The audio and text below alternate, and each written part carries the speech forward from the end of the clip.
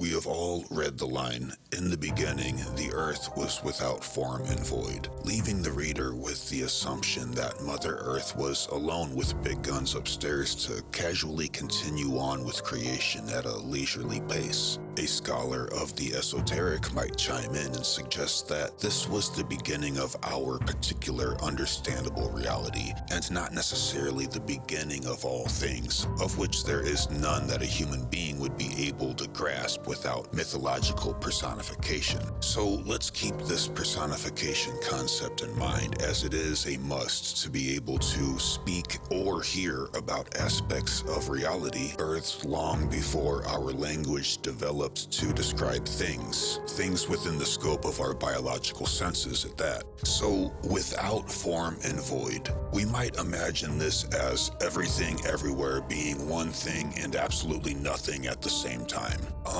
If that is difficult, and you're not alone in that boat, imagine the software on your computer called Paint Workshop. Open a fresh tab and notice that it is blank, void. Yet, every single thing that you could possibly create with it already exists right there in the software, laying dormant and unmanifest, waiting for a creative hand to bring its potential to life. Great. But here's the thing, darkness was upon the face of the deep. It seems as though Mother Earth had company. This should not be a surprise, by the way. Mother Earth was a good thing, and if we create good, this causes its opposite to also be born immediately as well. For example, if we lived in a flat two-dimensional realm and I decided to invent the concept of up, welp, blammo, we immediately also invented the concept of down by default, because as Uncle Alan has told us many times, every front has a back. So we have darkness right in the face of the deep. Mark Booth boldly attempts to describe this happening without personification, writing, "To a human eye, it would have looked as if the gently interweaving mists that had first emanated from the mind of God were suddenly overtaken by a second emanation. There was a violent storm like some rare and spectacular phenomenon, the death of a star perhaps, except that here in the beginning it would have been on a completely overwhelming scale that filled the entire universe," unquote. If I was to attempt the same, that is describing this happening without personification, I would show you a table of sand that is a perfectly smooth and uniform layer, then introduce a vibration to the table that causes it to separate into individual forms due to the combining of frequencies and, of course, time. Mark's words with my imagery might help the mind a bit, but it still doesn't slap the way it could. Where's the drama?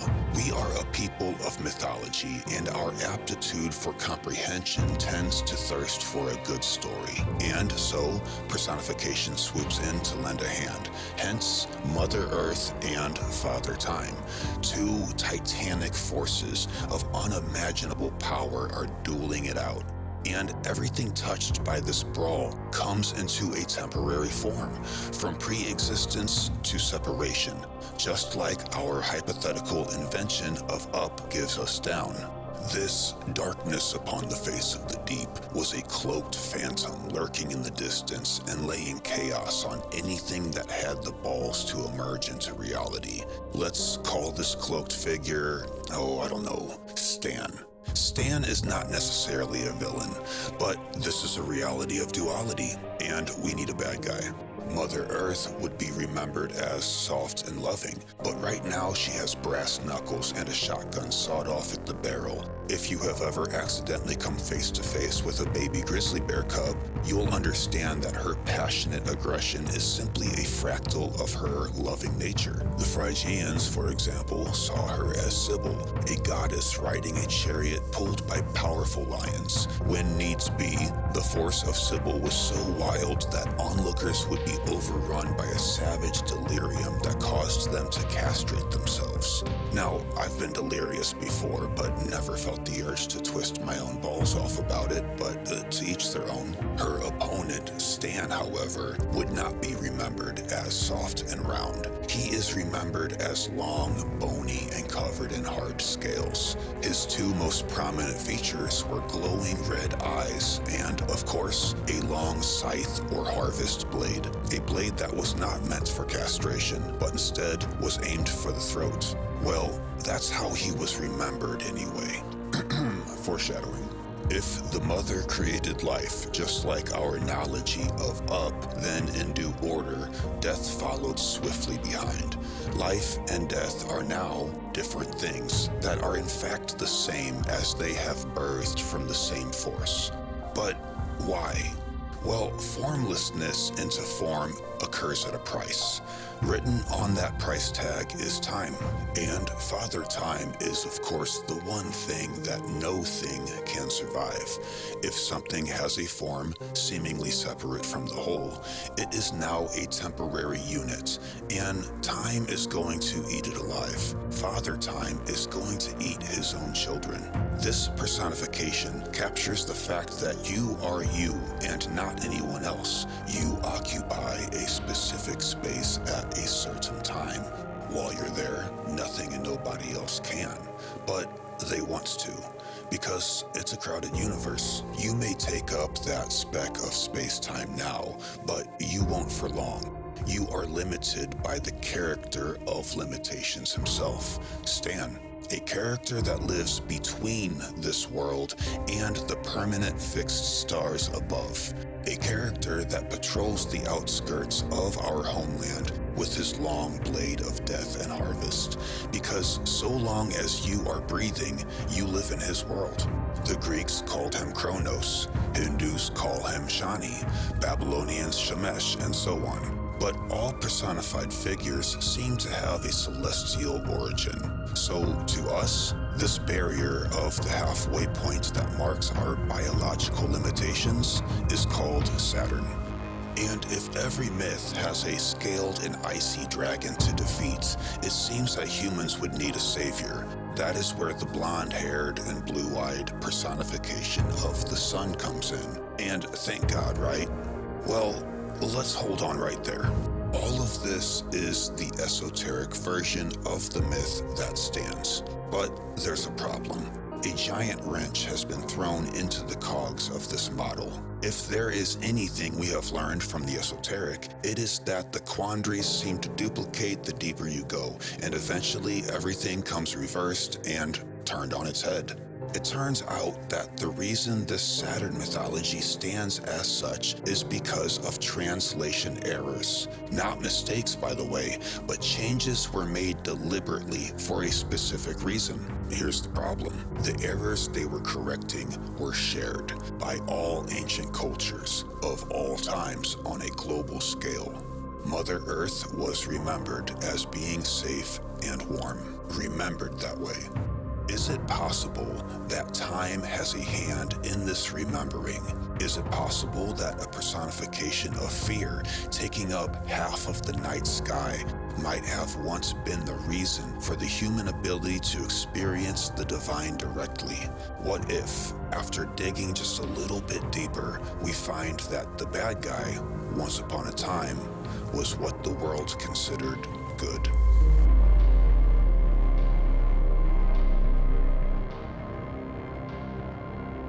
If we were to apply a scientific model to the occult understanding of Saturn, we might call Saturn's orbit our celestial skin on some kind of macrocosmic cell. If we are like the mitochondria, the powerhouse or battery of the cell, the orbit of Saturn traces a celestial sphere that would be like the pellucid skin, the outside of which is chaos in both cases, as above. Ancestors of the Egyptian priest kings, the Dogon tribespeople, spoke of ships near Saturn in the moon regions that worked as a gateway between our world and another near Sirius B, working as a bridge across that chaos. They could also count Saturn's rings and moons before we could. peep that video if you want. And it is nice they spoke of these things back then, so we don't have to all the way depend on an embarrassing organization that will color a picture of Nevada orange and say that they drove around on Mars, yet somehow still spending those tax dollars on something. I don't know, digress. But when we go back further to a time more distant and obscure, we are met with unexpected surprises. We often hear about an ancient golden age for Earth. It was said we had one season, stillness and paradise. We can't prove this, but there are a lot of old-ass references to it, one of which we covered in Moon Impossible. The Zulu people speak of the time before the moon, which was the catalyst of our planet's little weeble-wobble procession.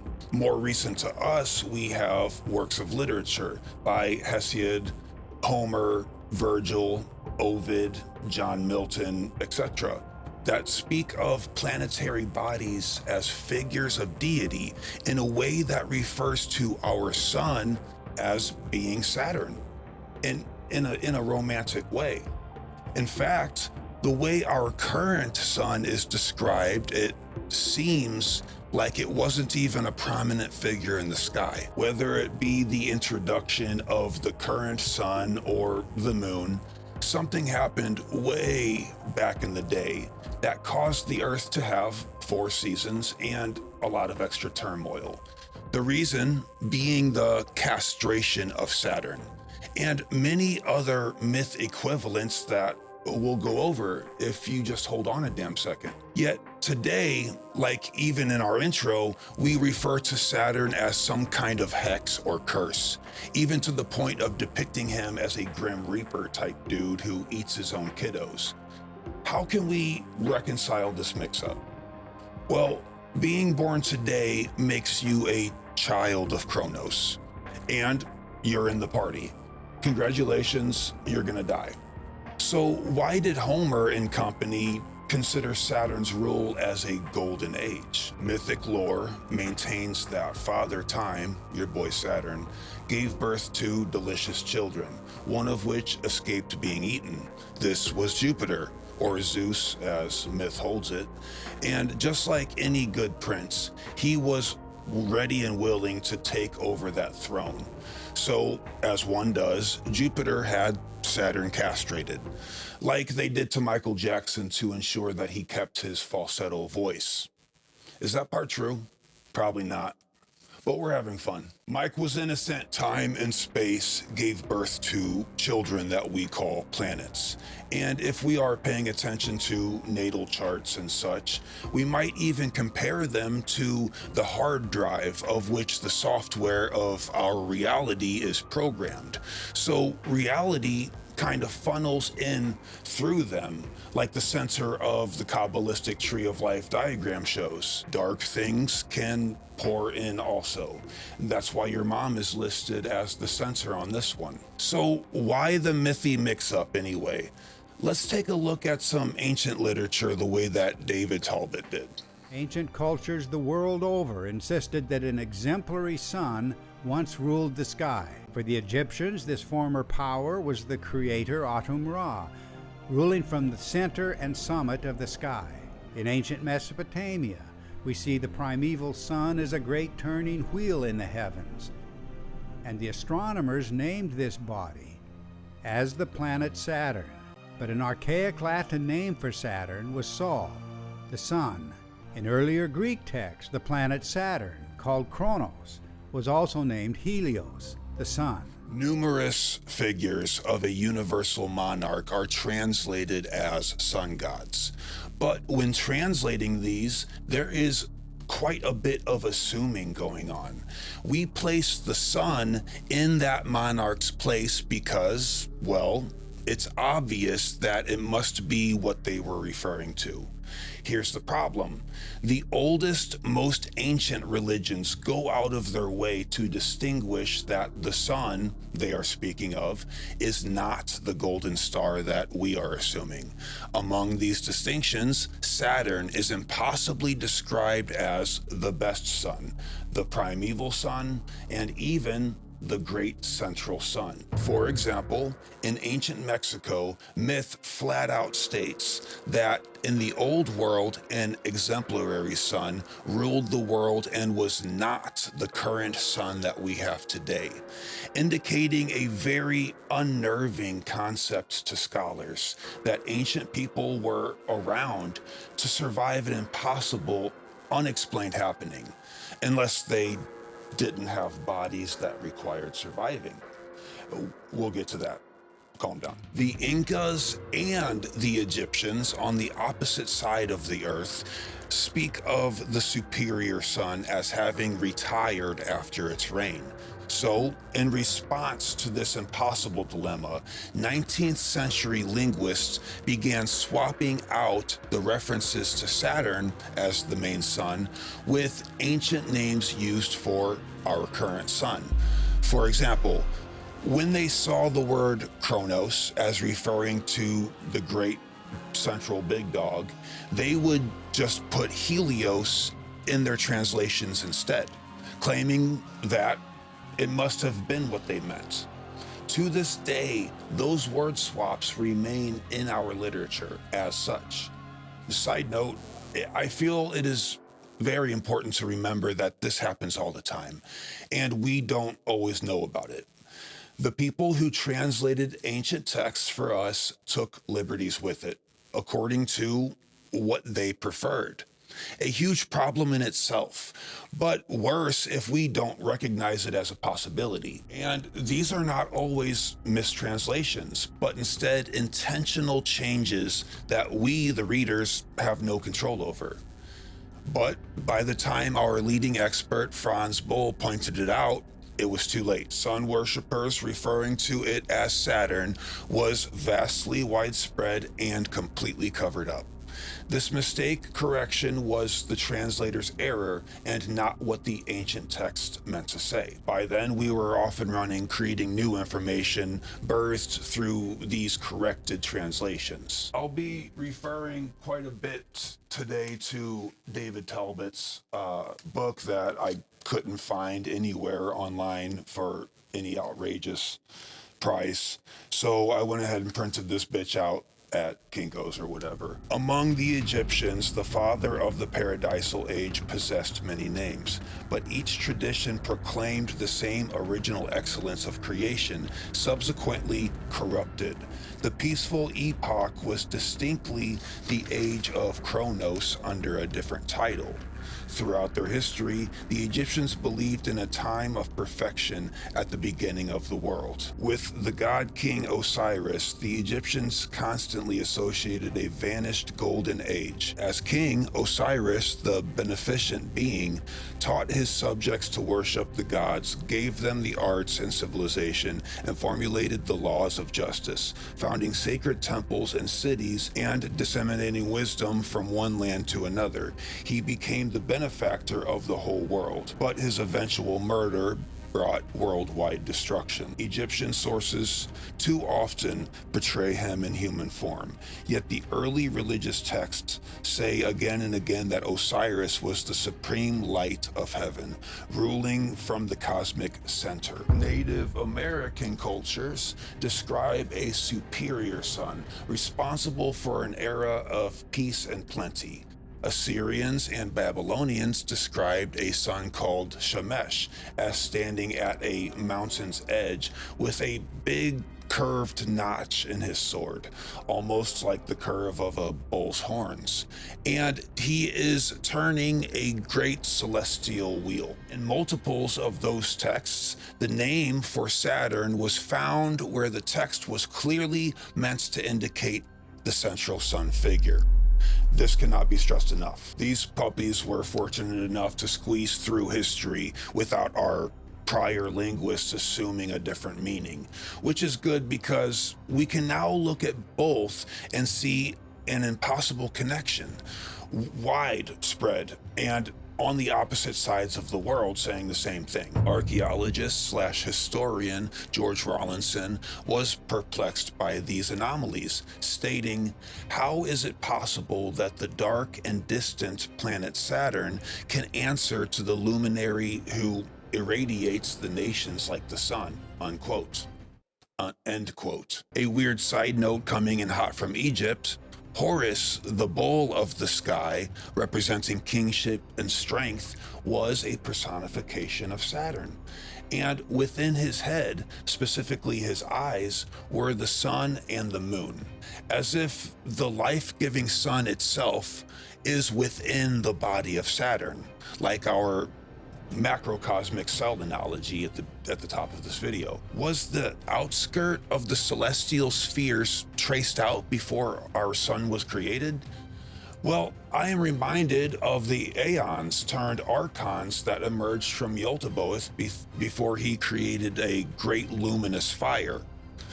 Peep that video. So Osiris has all that going for him, and Min seems to like what he sees. But what's going on here now that we see the prior inversion? That myth has been changed. We will come back to Talbot here in a second, but let's first work with this whole first sun concept. Amongst the greatest of enigmas was the cosmic wheel recorded by every ancient culture. Images of a wheel in the sky carved on stone are older than civilization itself. Many archaeologists see these wheels as an imagined vehicle of the sun rolling across the sky. But in its most common form, the cosmic wheel doesn't go anywhere. Often it rests on a stationary pillar, or atop a stairway, or ladder, or is turned by a rope while resting on an altar or table. If we look at the chakra system, we see them listed from 1 to 7.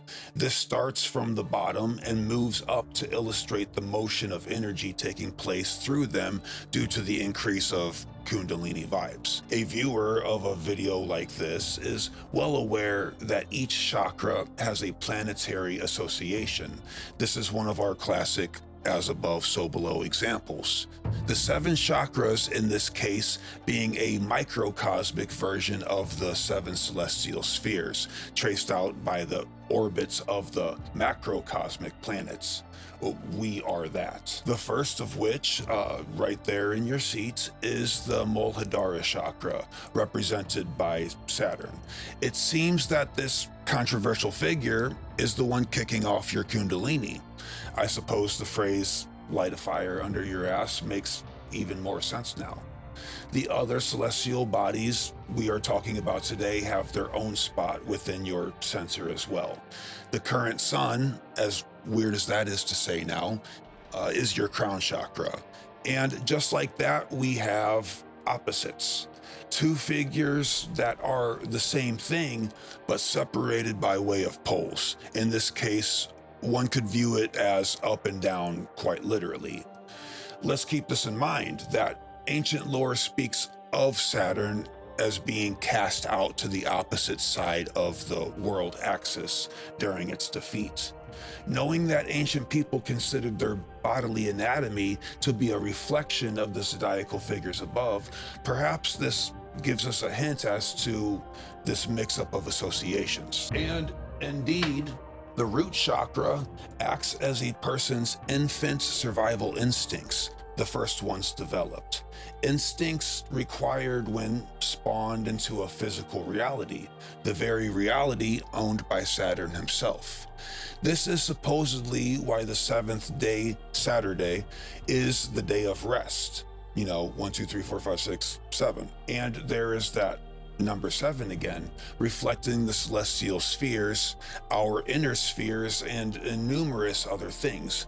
But mostly noting here that chakras are considered as wheels, especially in Sanskrit. Well, chakra is Sanskrit for wheel. Even the people who attend the Black Cube of Mecca are to walk around it 7 times, counterclockwise, just like the rings of Saturn happens to orbit.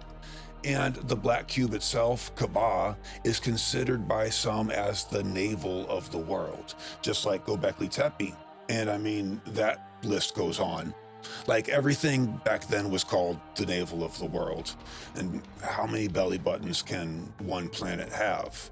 The door of the cube is gold, by the way, and this seems to have alchemical connotations. A celestial giant called Zurvan, who is Saturn by name, of Zoroastrian myth, was known as the original seed.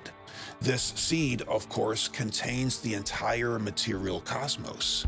One might see this as an original unformed matter, or as the Egyptians would say it, primeval matter, aka prima materia, a clear alchemical term. In alchemical lore, Saturn's associated mineral is lead, and our sun's is associated with gold.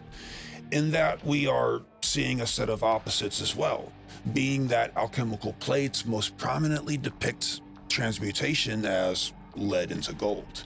So Saturn in this way can be seen as a seed of the sun. If we compare this to the bottom to top sequence of the chakras, we have a solid connection, or 5. Not to mention the fact we don't really know how old the concept of alchemy is, but there is a reason that utopia doesn't work. With utopia, there is no growth. So in a way, alchemy makes sense as to why Saturn would be considered the source of all things, including the sun, lead into gold. But that doesn't even come close to explaining the plethora of ancient myths we have that describe Saturn as a gargantuan cosmic monster that ruled the heavens and the earth.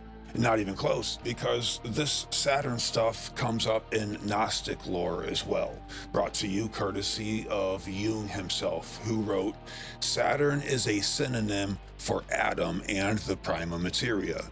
The planet is the philosophical or original man. As covered in our last video, Glitch in the Halo, this Adam is not to be confused with the earthly man of flesh and blood, but the anthropos, the pre-existent man of the cosmos.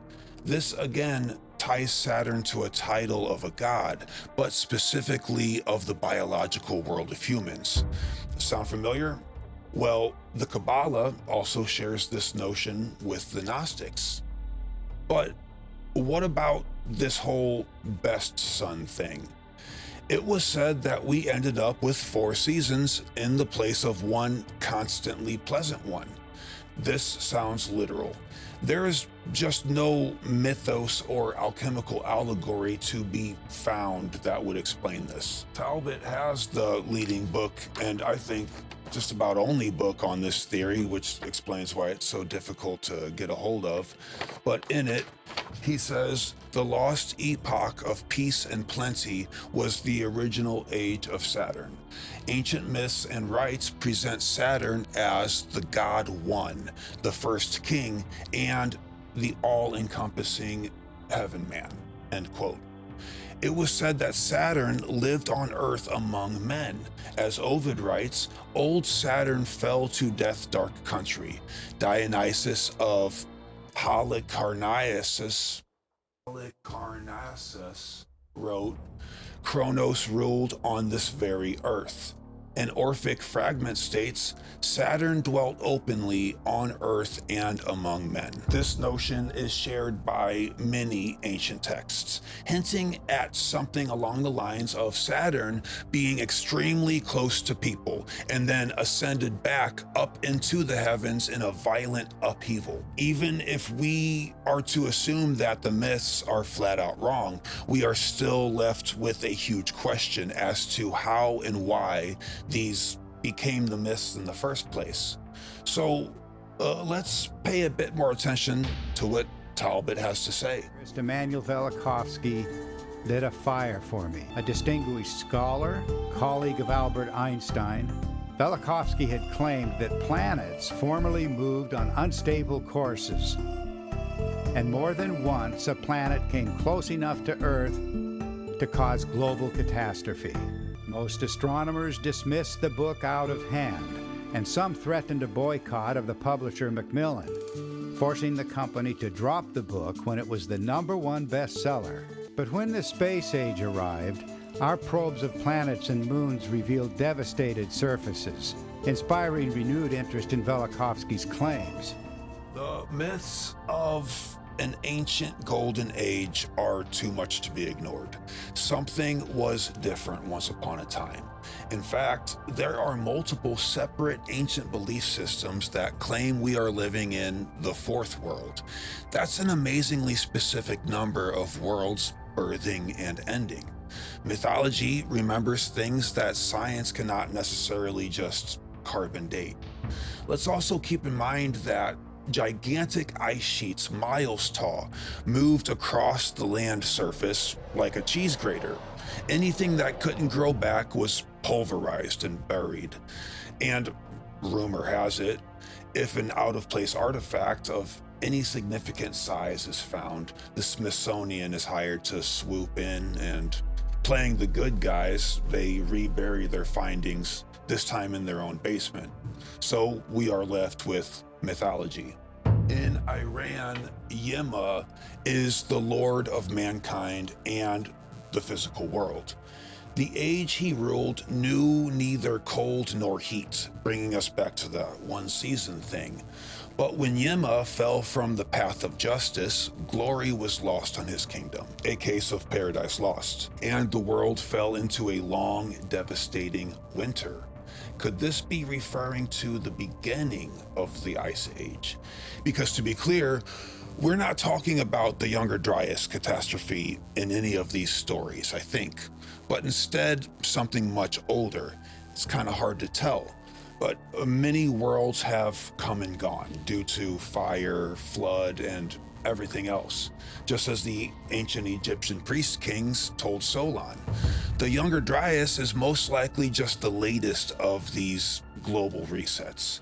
We are attempting to look at something truly ancient and lost to history. In Peru, the Inca have a temple dedicated to the creator god or authentic sun, who was known to be superior to the sun of today because he was able to rest and light the world from one spot. Let's keep this rest and single spot thing in mind for a moment while considering that the door to enter this temple was built on the north end. Because before we can get back into that, we have to get weirder. A considerable amount of evidence shows that very ancient peoples considered daytime to be happening when modern man considers it night, specifically after the solar orb went away to ancient American natives. This is widely acknowledged even to mainstream scholars, specifically as a tune also sung by the Babylonians, again, opposite side of the world. Or globe, if I enjoy getting yelled at in the comments. There was something ominously shining in the sky. Many cultures called this the shining. But I mean, what the heck, right? What was bringing light to the night long before even these ancients were talking about it? Well, a surprising answer comes from Sumerian tablets. Talbot talks about it. Sumerian texts identify Saturn as god of the dawn. Saturn came forth in an overwhelming splendor. In the land, it became day. This does not equate Saturn with the solar orb on the horizon. It means that the coming forth of Saturn inaugurated the archaic day, which began at sunset. So long as the solar orb was visible, the fiery globe of Saturn remained subdued, unable to compete with the sheer light of the former body. But once the solar orb sank beneath the horizon, Saturn and its circle of secondary lights acquired a terrifying radiance.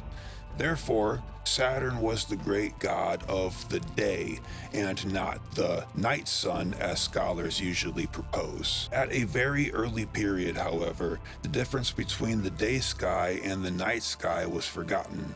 Under normal circumstances, would one likely forget this distinction? If there is confusion, it is because Radically different celestial orders separate the present age from the former. Only in a later age did Saturn come to be confused with the solar orb. There is, in fact, a decisive difference between the primeval god and the body we call the sun today. Unlike the rising and setting solar orb, the original sun god never moved. Unlike this Kiki cat who has a lot of movement and is messing up my program. Okay? You. I love you. You're so special to me. Where are you going? Do you want me to just carry on here? Do you want to host the show? Here, read this part. What's it say? Nailed it. The home of the Great Father is the cosmic center, or navel of heaven. As the Earth rotates on its axis, the northern stars wheel around a fixed point and never fall below the horizon. All of the ancient world looked upon the polar center as the middle place or resting place or steadfast region occupied by the universal monarch. Britain in Paradise Found, 1885. The religions of all ancient nations associate the abode of the supreme God with the North Pole, the center of heaven, or with the celestial space immediately surrounding it. Yet no writer on comparative theology has ever brought out the facts which establish this assertion. End quote. In the following years, a number of scholars, each focusing on a different body of evidence, reached the same conclusion. A general survey of ancient language, symbolism, and mythology insists that mankind's oldest religion centered on a god of the celestial pole. Saturn ruled from the summit of the world axis. This information is almost disturbing to contemplate. It seems utterly impossible to have even ever been written about in the first place. This is certainly not reading like an allegory. So how do we reconcile this kind of talk? The way they are describing this is as if Saturn was not only extremely close to the Earth, but was also stationary in the sky. And they spoke about it like it was normal. This concept indicates that many ancient glyphs and symbols were inspired by this impossible proximity, and possibly even further reinforcing this idea like a damn loop of ancient evidence that Saturn was in the polar north, at the center of the world axis, because Saturn is on the move nowadays and far away. And this is clearly why those old translators couldn't believe what they are reading and went ahead and changed it for us. I suppose thinking they were doing us a favor. I am reminded of a book seemingly unrelated to this subject, Cygnus Mystery. Andrew Collins reported having a difficult time figuring out what celestial body was in the north prior to Göbekli Tepe, as something was revered as shining in that spot according to the glyphs that are in that very location. Collins came to propose that it was Cygnus, as that would have been the closest at the time. But certainly the software being used to turn back the zodiacal clock would have never proposed that Saturn would have been in a non-moving northern spot in the sky. This is the kind of information that haunts me, by the way, because it kind of forces me to speculate an unnatural occurrence. Did something absolutely gigantic and powerful move the planets around long before our recorded memory? Like one of those universe simulator games, the universe sandbox or something. Imagine if we are within one of those software programs, because either that or is our modern ability to reverse engineer time by cosmic observation completely whack. Now, to add to this haunting idea, the ancient Chinese astronomers called the celestial pole the pivot, and referred to the genie of the pivot as being specifically Saturn. But wait, there's more. The Iranian Kivan, or the planet Saturn, was said to once occupy the polar center, and the hits keep pouring in. This video will not be long enough to list all of the ancient references to a Saturnian equivalent as having a home in a stationary northern central position. I suggest that you get the book yourself if you can track it down. But in each case, they talk about it casually, like it was obvious. Meanwhile, we find it, we read it, and dismiss it as a mistake because it is just impossible. The most common explanation is that it was a figure of speech, an astral allegory with a meaning that we just haven't found out about yet.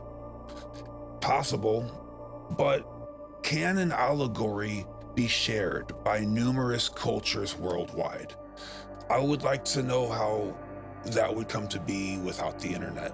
Is it even possible to bring science into this without Neil deGrasse Tyson yelling at us? If a star collapses, can it become a gas planet? I'm gonna let this cat out. If a star collapses, can it become a giant gas planet? And let's keep in mind how lightweight Saturn is said to be by mainstream science. And what about the rings? Well, another mainstream nugget swoops in on that. When two stars come close together, their winds compress, and the gas forms dust, which creates rings. The same happens with a stable magnetic field. In 1944, C.E.R. Bruce wrote, "In fact, it may well be that both Jupiter and Saturn were at one time minor stars, and that their satellite systems were formed as the result of minor or planetary nova outbursts." Velikovsky has suggested that as a result of disruption, Saturn went through a short nova phase in which its light would have obscured everything else visible from Earth. And Immanuel Velikovsky, who seems to have kind of the OG source on all of this part, he writes, "My conclusion that as a result of interplay with Jupiter, Saturn became a nova.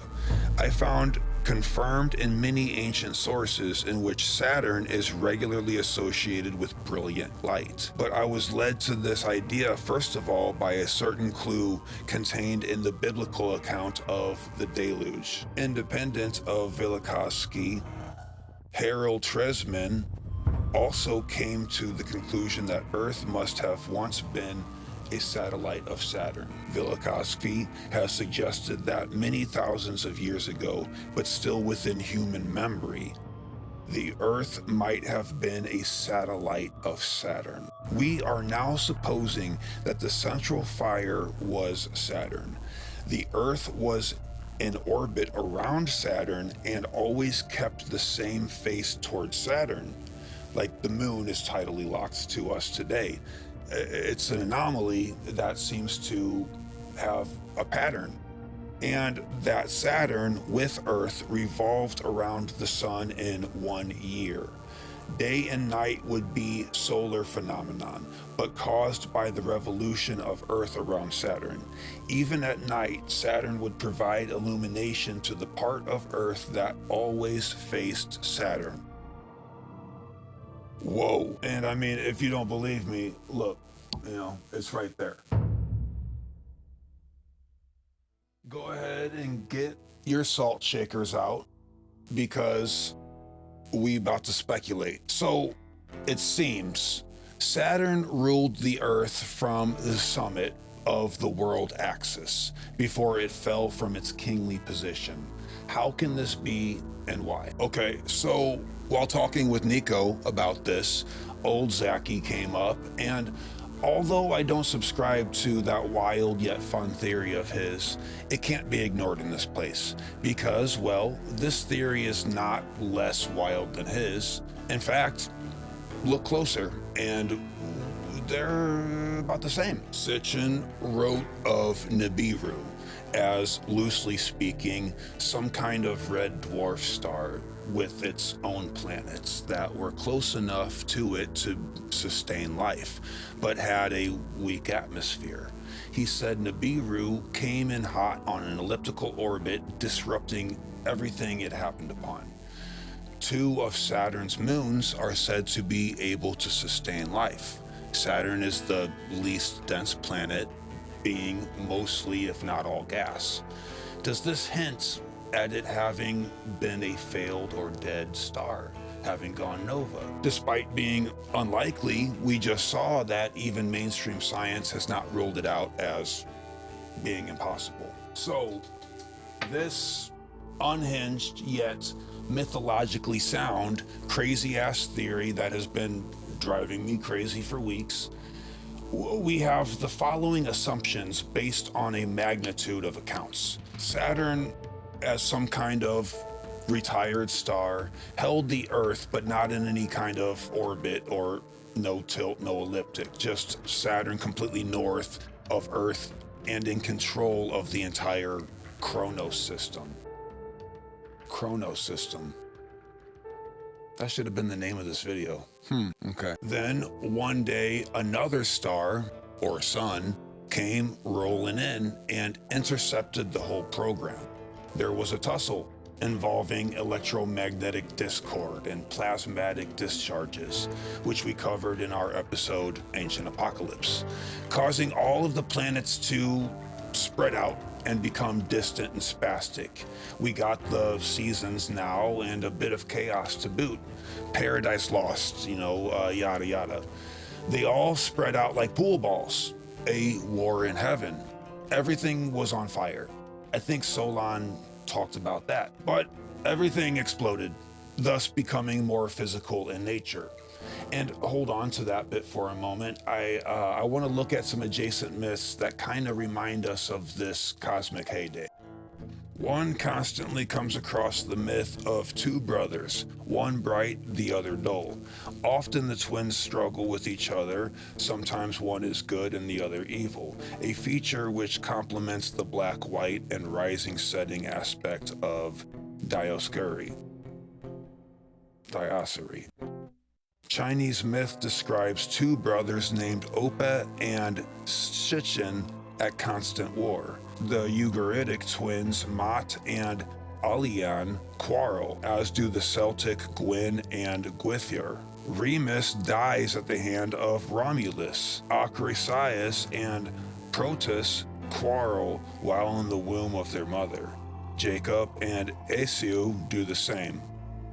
I love how the name Jacob is just kind of stuck in there with all of these other wild-ass names that my pronunciation is not doing justice for. The North American Indian mother goddess, he wrote this book before we found out, I guess, that the natives were not Indians that we knew all along that they weren't.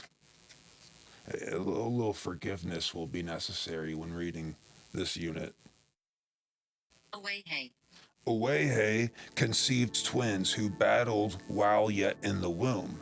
There can be little doubt that the Chinese yin and yang, primordial forces of light and darkness, bore a close relationship to this general tradition of cosmic twins. And the whole womb thing even kind of takes us back to that cosmic cell of living within a almost closed system of plasma, like our sun is a binary star system. We even covered that.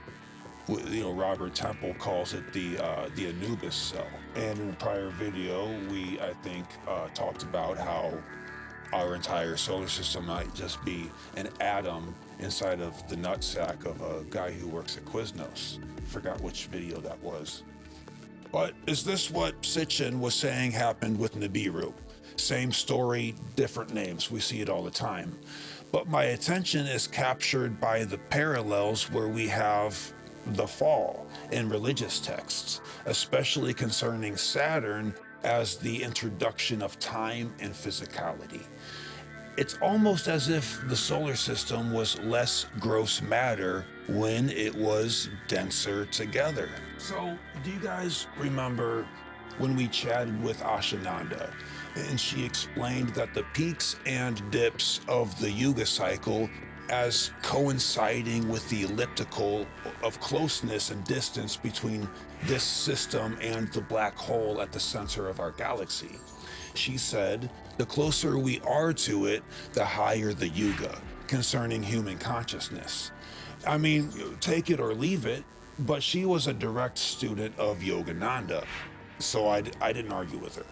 And the dates of the Yugas seem to match the processions. We also hypothesized in Thoth of Agartha that reality as we know it seems to break down the closer we get to the center of things, comparing the Earth's surface to the skull, and the fabled Agartha to the inner brain leading into the pineal gland. Center equals weird in this formula, less tangible and more dreamlike. The same concept is kinda proven with black holes. The density and gravitation takes reality off of its hinges. The laws of physics are out the window. Is this a gateway to the so-called other side? We don't know what gravitation is, like at all. Gravity is still a theory. So could it be that the quantifiable density and mass of things in reality have a direct relationship with the physical versus spiritual tangibility of it? Is this the fall? Is this why the Promethean figures tend to show up in mythology and warn people of their god's wrath while simultaneously giving them gifts, aka trying to reconnect them with their divine roots? We are the same species as the children of these ancient people of a higher Yuga that lived during a time of a higher density of solar system. Is this why human beings still contain the divine spark all these thousands of years later? Is that how the Numic Anthropos became the Hylic Anthropos? Is this why I am losing about half of my new audience who haven't seen the prior 3 episodes? Well, if I might venture out and really risk losing some of you here, does this even help us explain the nature of quantum physics being so abstract and alien to us? Because if a change occurred that was macrocosmic to us, it would deeply affect our reality. But its range of effect might dissipate as it crosses furthering microcosms, like ripples dissipate in a pond and have not yet caught up to our microcosm, the subatomic world. I don't know, but we are certainly digging around in the realm of speculation at this point. Considering these items are so ancient they can't be measured and weighed, all we have is the ancient myths passed down and well, hallucinogens. That's where we get a curveball. This unhinged theory is just that. To anyone who has not experienced a properly gauged and specifically temperatured session with, hanging in the DM of Terrence McKenna, if you know what I'm saying. DM of Terrence McKenna. That works. I don't know. I think I'm clever. Or even a trip to Peru to drink some ancient brew. When the so-called deities and Promethean figures left Earth, they said to have left open a gateway to communication with them. To the Brazilian ancestors, that gateway is 2 plants boiled together. I mean, that is literally how they say they got the recipe for ayahuasca. And they say it puts us in touch with the ancient ancestors. If you ask the Amazonians how they knew that these two plants, out of the hundreds of thousands available in the jungle, created this gateway, they will tell you that they were visited by the daughter of the sun, who came on a boat with no oars after a great catastrophe. Is she the daughter of the first sun? Is this catastrophe referring to a much older one than the younger Dryas? Remember, we don't know how old the recipe for ayahuasca is. So could it be possible that DMT entities are quite literally our ancient ancestors? Perhaps they are the very same ancestors who lived back when Saturn was our sun. And the universe as we knew it, in our little pocket of solar system, was vastly different in both coordination and physics. If that sounds crazy, let's think about this. We have already shown in labs that electromagnetic radiation, like that which comes from neutron stars, can mutate the genome of fruit flies, restructuring their DNA.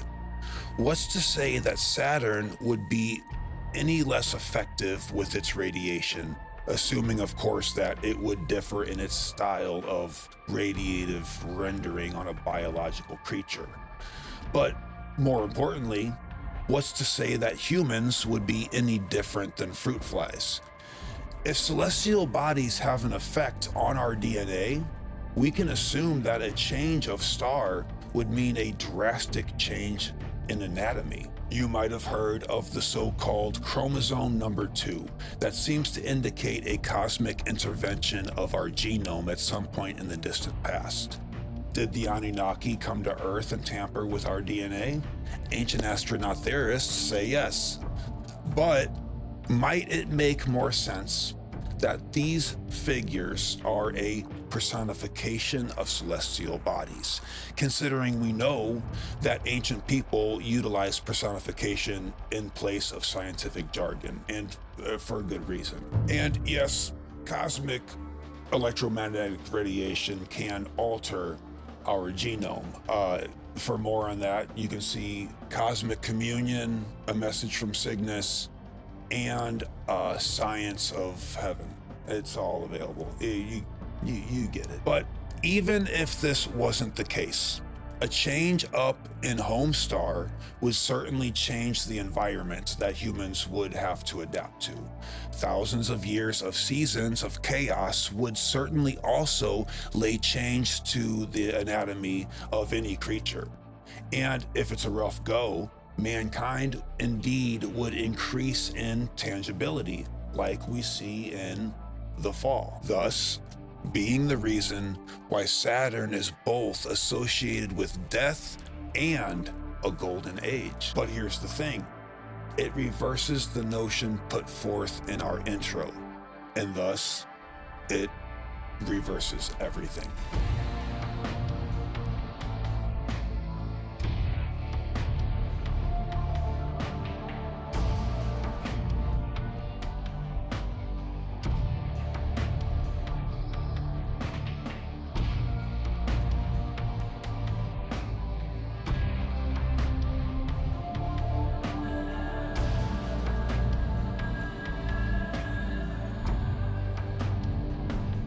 A pronounced movement of Mars occurred close to but not precisely on the planetary axis.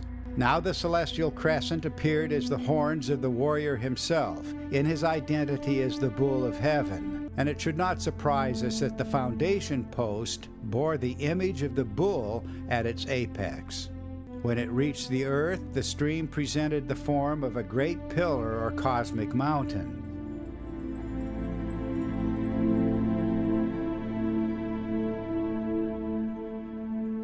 Perhaps it is too much to believe that the famous bull of heaven was just a pillar and shining horns.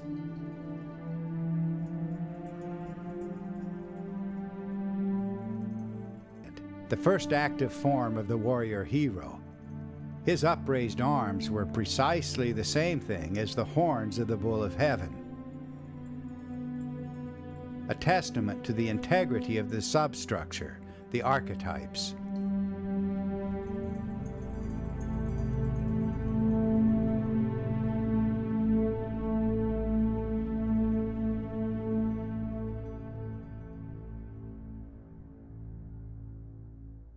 When seeing that something is clearly different than conventionally believed, but not having much else to go on to find out what did happen, we make connections that may or may not be relevant. That being said, much of the following goes against theories proposed in prior episodes of this channel, but that's kind of what we need. This channel explores all ideas, and I tend to refuse sticking to one particular belief system. Beliefs are very limiting. So, is it a stretch to apply these concepts to existing glyphs and art that we assume we have pinned down, yet kinda still remain in the domain of enigmatic? For example, the sky bull archetype that we see everywhere. It's clearly the sun resting within a crescent moon. But we might ask, why would they put the sun inside the moon like that? Certainly it never happened to have looked that way. But it does kind of look a lot like Saturn, and its rings, as would be seen from Earth if it dominated the northern sky. Then we read the writings that went with this symbol, and it furthers the twist. For example, Egyptian hieroglyphs speak of this global symbol as a bowl of heaven that held up the entire sky. In a time much closer to our current age, astronomers with early telescopes described Saturn as having ears. I guess it is just safe to say, the only thing safe to say, is that this entire Saturnian subject has always been enigmatic since the fall. And the fall, of course, being a catalyst of amnesia.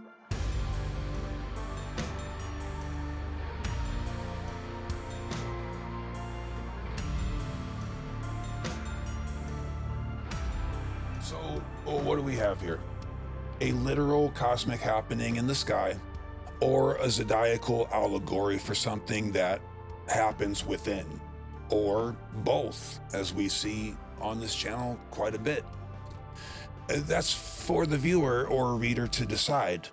But what I'm more concerned with is this. What can we learn from the story of Saturn being the first and best sun? I think this might be a story of transformation in multiple ways. In the rising of the Kundalini, we are, metaphorically speaking, passing the torch up to the next corresponding energy center. Each wheel comes to life as the torch is passed along. This concept rings out in how we treat the esoteric. We keep the information safe and close to center until the next recipient is matured and ready enough to receive it. While doing so, we are to remember the past fondly, but not look back in angst. We face forward when we pass the torch onto the next generation to further refine it. In this case, we have to trust the future without clinging to the past. Peep this painting. It's titled Delusion Scene for a good reason. The man is attempting to save the father figure. In doing so, he neglects the wife and the son. The wife symbolizes the present, and the son symbolizes the future. The father, of course, symbolizing the same thing it has in all Saturnian lore, father time. Keeping in mind that the boy, being the son, would be the next up. But that's not quite the point here, is it? The father is going to die anyway, no matter how much he is cherished. That is just how time works. This painting indicates that the protagonist will lose all three by trying to hold on to what is clearly already gone. Because this painting indicates that the protagonist will lose all three by trying to hold on to what is already gone. We romanticize about the past, as well we should. There is a lot to learn when looking backward, and it's okay to hold it dear to oneself. But when thinking and acting, that is to say, passing the torch onto the next generation to take over, we should remain facing forward, grateful and proud of what we have built in our time here on Earth. We play our little part in something big, using the knowledge of the past, but our desire should be aimed into the future. A future that we ourselves will not be around to witness. Again, it's just how time happens to work here in this realm. Whether referring to Saturn and the Sun or not, the ancient people had a worldwide concept, the Begotten, the willful suicide of a god to make room for another to take its footprint. We will lay down with the worms, happily doing so, knowing that our descent into darkness is the very fuel needed to fertilize the plentiful life of our children. We will watch the universe consume itself and be eaten alive by it. And if we educate ourselves enough while alive on Earth, we might be able to do so with a smile.